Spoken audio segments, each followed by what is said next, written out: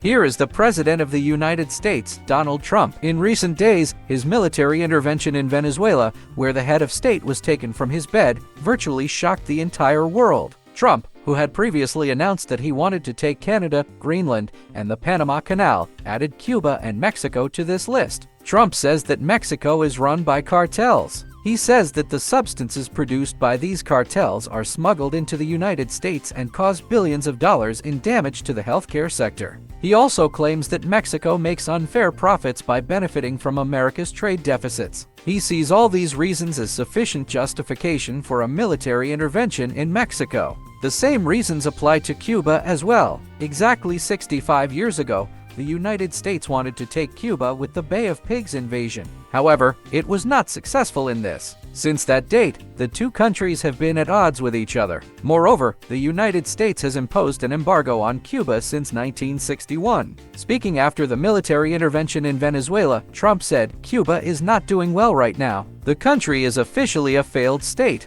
It is not being governed well. We want to help the Cuban people. Maybe we can intervene there as well." Let's move on to Canada. With a surface area of approximately 10 million square kilometers, Canada is one of the largest countries in the world and has a long border with the United States. Throughout history, the United States has attempted many times to annex Canada. The first of these occurred during the American War of Independence. In 1775, the American Army entered Canadian territory, then known as British North America, and occupied the Quebec region. However, with the British response, the American Army was repelled in a short time. In 1812, war broke out once again between the two sides. At the beginning of the war, Americans thought that the Canadian people would rebel against Britain and want to join the United States. In fact, part of Quebec was occupied by the American Army. However, Canadians not only refused to support the occupation but also resisted, and with their help, the American Army was once again repelled. This resistance both dashed American dreams of Canada and contributed to the formation of Canadian identity. In 1837, a group of rebels supported by the United States established the Republic of Canada and declared independence from Canada. The rebels' goal was first to gain independence and then to join the United States. However, after a 2-year war, the rebellion was suppressed and the Lower Canada Republic was destroyed.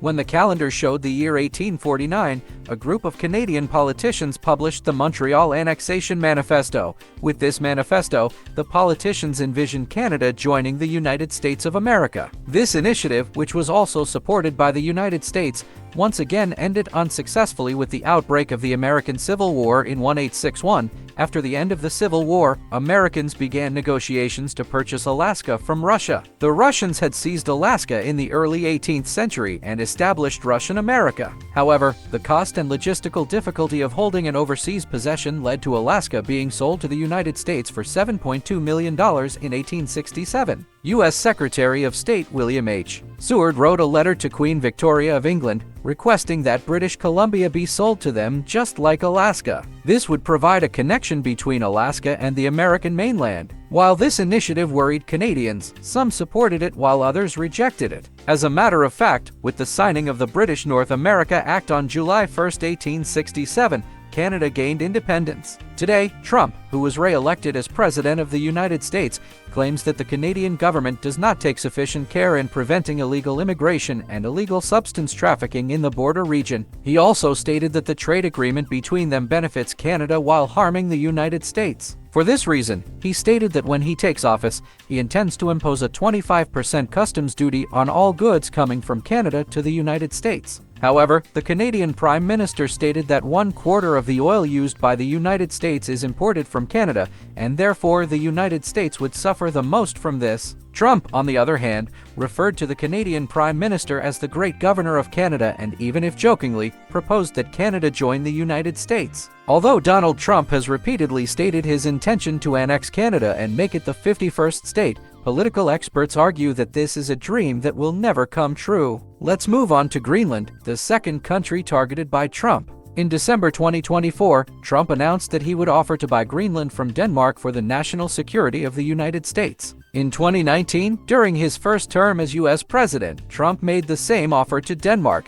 but it was rejected by the Danish government. Following this, Trump canceled his Denmark visit in August 2019 to show his reaction. If we briefly look at the island's history, Greenland, which is connected to the North American continent, came under Danish protection in 1814. During World War I, when Denmark was occupied by the Nazis, military bases were established on the island by the United States for security reasons. Although the island was returned to Denmark, one American military base on the island is still active. On January 7, 2025, Trump's son, Donald Trump Jr., went to Nuuk, the capital of Greenland, and distributed dollars and Trump-branded hats to the people. Speaking at a press conference the next day, President Trump stated that he could use military or economic power to seize Greenland and the Panama Canal. Yes, as you can understand from this sentence, the third place Trump wants to take after Canada and Greenland is the Panama Canal. The Panama Canal is an 82-kilometer-long man-made waterway that connects the Atlantic Ocean to the Pacific Ocean.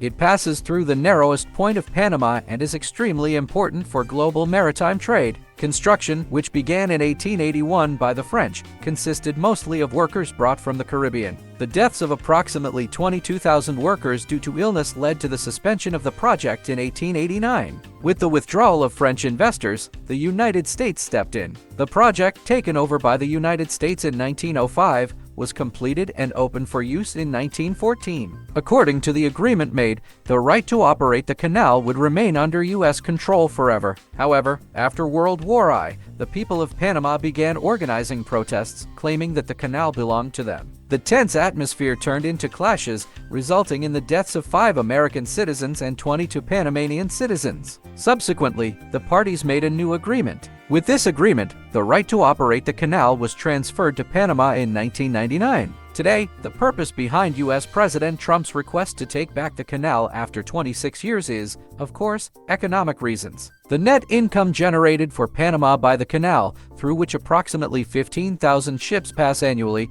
was calculated as $5 billion for the year 2024. Additionally, the countries that use this canal the most include the United States of America and the People's Republic of China. Considering Trump's trade war with China, the importance of the Panama Canal becomes clearer. In response to Trump's claims, the president of Panama said every part of the Panama Canal belongs to the people of Panama and will continue to do so. We will all watch and see together the fate of the 3 countries Trump wants to seize in the coming days.